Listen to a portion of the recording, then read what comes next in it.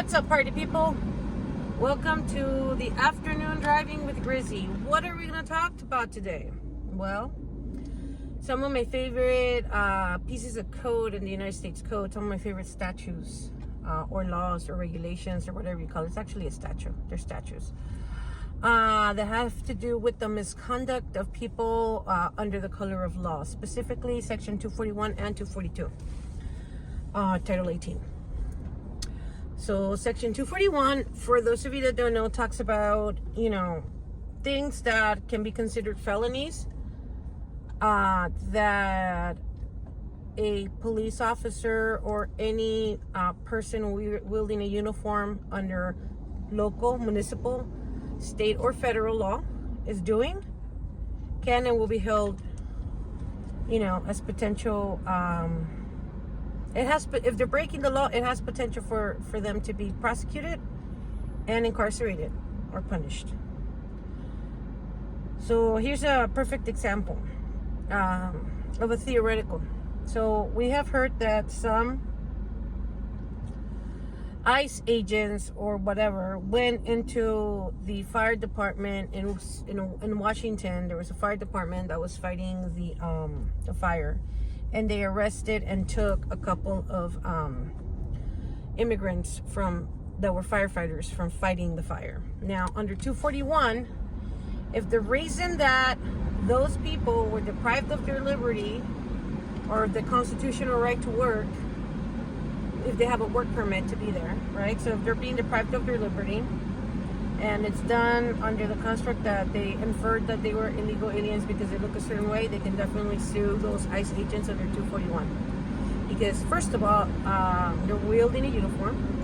And second of all, I'm pretty sure, unless it's a volunteer fire department, and even then they might still be subject to some background checks, but I'm pretty sure that if you're working for a city, county, or state type of agency, they have to do your employment verification via E-Verify, which would mean that those firefighters must have had a work permit, a residency, or might be citizens with a social security card in order to be able to work there. That's just my understanding of the E-Verify program from an HR perspective. I work HR. So if that, I don't know if it was a volunteer fire department, but if it's a fire department that is staffed through the state or a city or a county, there's a chance that those people were here legally. And they were racially profiled and deprived of their constitutional rights because it was an unlawful search and seizure, especially if they didn't have a warrant. So I would urge the families of those firefighters to retain counsel immediately and sue the Department of Homeland Security for those constitutional violations civilly, as well as get them representation to be released with an immigration attorney if they are in fact immigrants. Again, I am not an attorney. I am not giving legal advice. I'm just saying if I were in their shoes, this is what I would do, just based on the very limited knowledge that I have. Okay? Now, for anybody out in the streets protesting, it's always important to document everything. Why? Because again, 241, 242. If somebody comes and deprives you of your constitutional rights knowingly while wielding a uniform, and let's say they take you and they arrest you, and then the grand jury says that there was no merit to your case and they refuse to indict you, because usually the way that federal offenses go is you go in front of you go for arraignment or to be told what the charges are, and then the judge decides whether you stay or you go, and then you come back for the actual for the what do you call it? I just mentioned it, the jury. So you come for for the federal courthouse, and then there's a jury that chose whether they're going to indict you or not, meaning whether they're going to charge you or not. And they hear the case, and like it happened with the guy from the sandwich, they were like, yeah, no, we're not going to prosecute that. All right? So if you were, let's say, at a music festival in LA, and I don't know, some member of DHS grabbed you for no reason and then made you spend the weekend in the pokey, and again, this is so for educational and entertainment purposes, we're talking about a hypothetical here. So let's say they took you and they put you on the weekend for the, and then you go and they're saying, oh, you did all of this, and there is no case, meaning the grand jury goes, you know what, that's not what happened, or there is video evidence to something that's different that what the DHS arresting officer is alleging that you did, and your charges get dismissed without merit. You take that judgment and turn around and get 2 attorneys. You get a civil litigation attorney for your civil rights violations, so you can get some bank, and then you have a criminal attorney help you draft a formal complaint to the governing body of DHS, which would be the Department of Homeland Security, and place a formal complaint. Now, I know what you're thinking. Oh, what's Kristi Noem? What the hell is she going to do? Yeah, this is why it's important for everybody to read the news and watch the news, but make sure they're not the main news, the ones that you care about.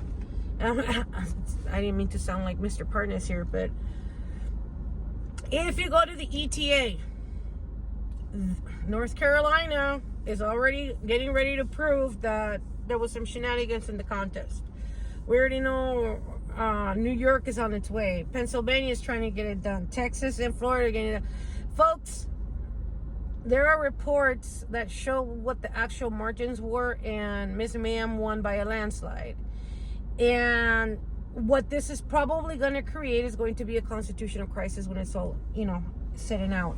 Because with the evidence there, it's going to be hard to dispute otherwise, and the people will demand the right leader. And if the government doesn't give them the right leader based on the evidence presented, then you can rest assured that then we will have some sort of demonstration nationwide that's going to be a little bit more heated than the protests we've been having every month. And that's just my observant opinion, okay? Again, I'm not a lawyer, just kind of feeling out the energy, what I see, the videos that I've seen, and how fed up we all are with all this systemic bullshit. So, in other news, we can see the health of a certain someone is declining rapidly. He just said again that if they hadn't rigged the election, he wouldn't be where he is right now. I think he said that yesterday. So, it's just becoming extremely freaking obvious what happened here. So, do with that what you will. So what happens then? Well, let's say that we do have a constitutional crisis, and they say, well, you know what? She's the actual president.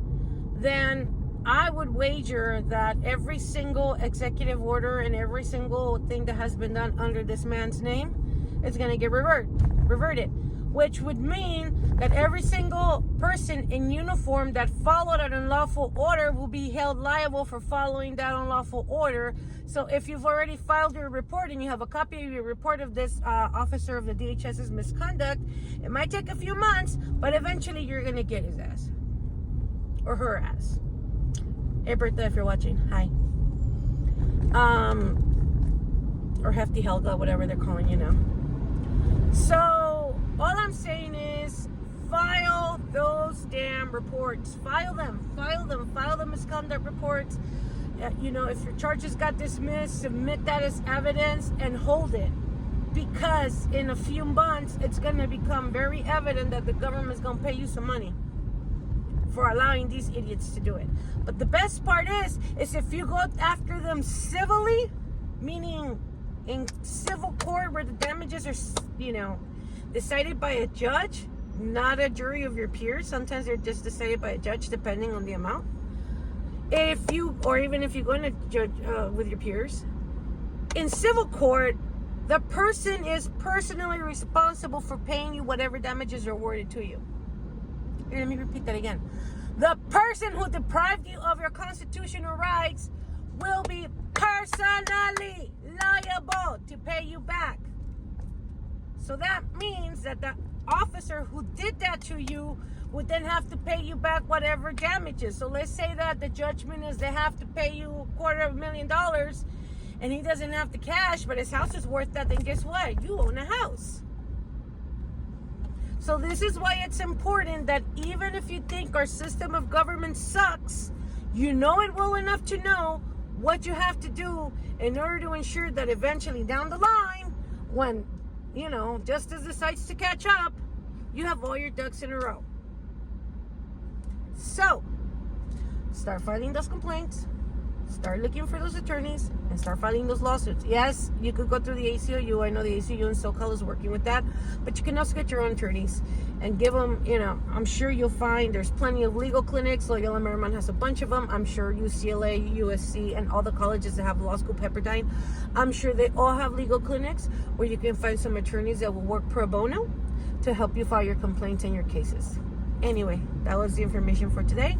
Also, for those of you that are not in the LA area, look to any law school in your city to see if they have legal clinics to help you if you happen to need their help. Okay? Take care of each other, and I'll see you later. I'm on my way to school. I gotta pump gas and do other things. Bye.